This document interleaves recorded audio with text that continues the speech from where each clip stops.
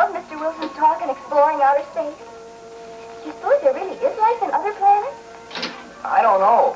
But like Mr. Wilson said, we'll be the ones to find out. Hey, how about a soda? Oh, I'd love to. But I'm going to see my dentist and I want to stop by home. I want to brush my teeth and change clothes. Call me tonight, okay?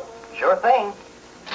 When Judy arrived at the office, Dr. Jeffrey greeted her warmly. Hi, Judy.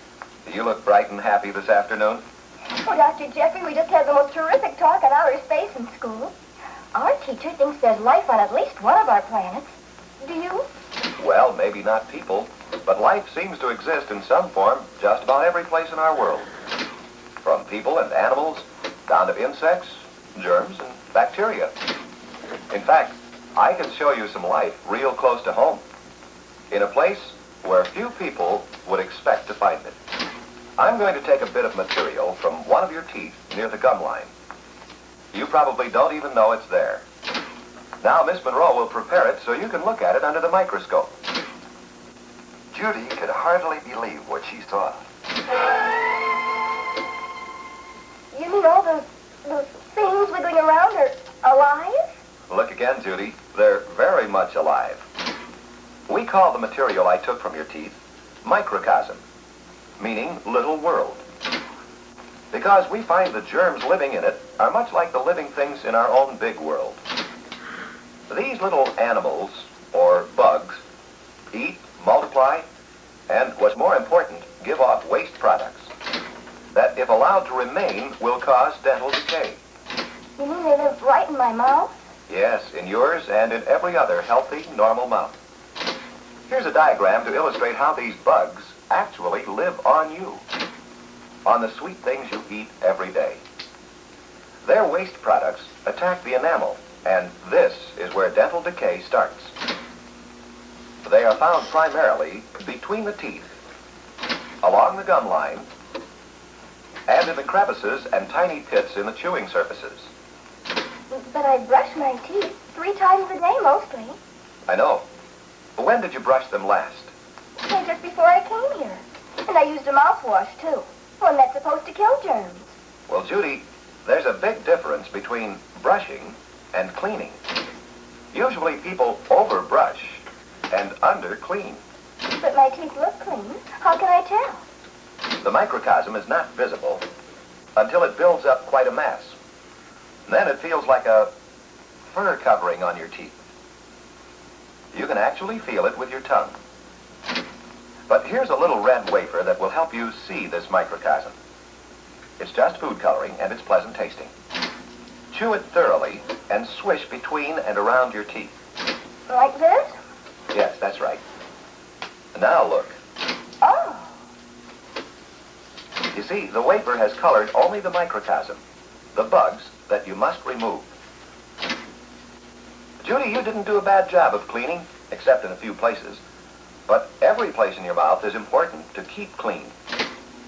And chances are you miss these same places every time you brush. You mean that's where those wriggly things live? Yes. And so this is where you can expect to find dental decay or periodontal disease. Perio what? Periodontal disease. Pyorrhea, you've probably heard it called. Oh, it's quite common in young people as well as adults because most people haven't learned to clean their teeth properly and at the right intervals. But you mean if I don't remove these bugs, they can cause periodontal disease too? Yes. Their waste products can make the gums inflamed and swollen.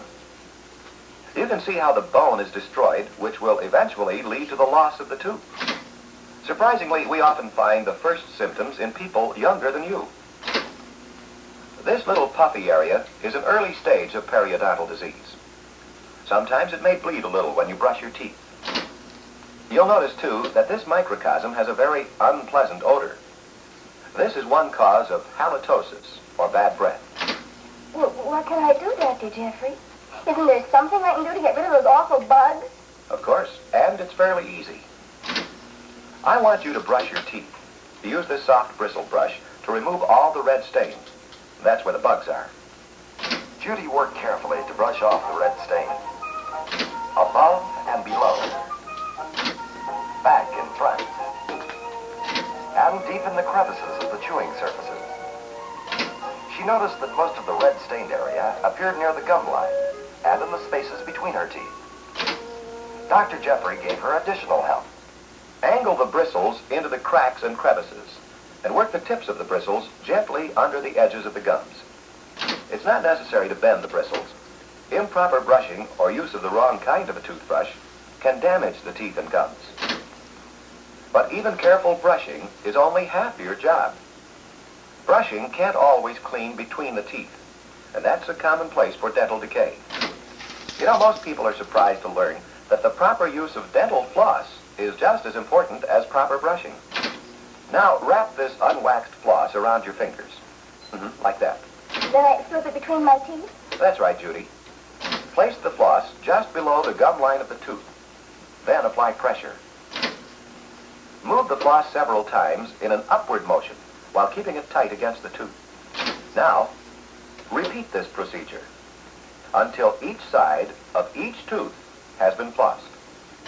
When Judy had finished flossing her teeth, Dr. Jeffrey gave her a second red wafer so they could see how thoroughly she had cleaned her teeth. Judy was really pleased. Oh, I thought my teeth were clean after brushing at home. But now they really feel clean. And they are clean, too. You know, Judy, no matter how well we clean your teeth today, those bugs will be back at work on them within 24 hours. All the decay there ever is, and all the periodontal disease there ever is, begins with those little bugs. Now, I can't do anything at all to keep them from destroying your teeth. All I can do for you, or anyone else, is patch up the damage after it's done. And why put in a fine filling if you don't keep those bugs from eating around the filling? We'll teach you how to care for your mouth, but unless you do it, the rest of the tooth will decay. But you can, if you will make the effort, keep me from having to repair any of your teeth. Ever? Well, patients who have faithfully followed this procedure have gone through years with no new cavities. So it's for your benefit to visit us periodically to check any missed areas.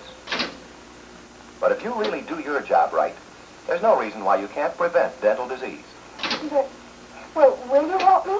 Yes, I've shown you how, and I will check you from time to time. Oh, it isn't hard. You have to be thorough, though, and you have to be faithful. It's strictly a do-it-yourself program. And it's not how often or how long, but how well you brush and floss that counts. But does it matter when I do it? It's most important that you do it before going to bed every night. Well, what about toothpaste, Dr. Jeffrey? A paste or powder helps, but remember, it's the cleaning job you do with the brush and floss that counts. And for the present, until you develop the habit of really thorough cleaning, use these red wafers to help you see where the bugs are. Use one before you brush and floss each time the first week. Then, the second week, use the wafer after you brush and floss to check on how well you are learning to do the job. And right now, we'll have Miss Monroe give you another appointment so I can check your home care program. That evening, Judy showed her family the brush, floss, and wafers Dr. Jeffrey had given her. She explained how the soft bristle brush removed the red stains, and how the floss cleaned the in-between areas of her teeth. And then Dr. Jeffrey told me that if I do this thoroughly each night, I won't ever have to have a lot of fillings and bridges and things. That sure seems to make sense to me, Judy, especially if it will save your teeth. And also think of the money it will save us. I wish I'd known about this when I was your age. Perhaps I wouldn't have this problem with my gums now. Hey, just show me how to use those things, too, so I won't ever have to get my teeth drilled. Oh, there's Bob. He said he'd call. Hello? Hi, Judy. How'd it go at the dentist? Oh, Bob, did you know that your mouth is just full of little bugs eating holes in your teeth? And that if you don't... Hey, slow down, will you? You sound like you're in outer space. Well, Bob, if you saw the things that I did under the microscope today... You'd think it was another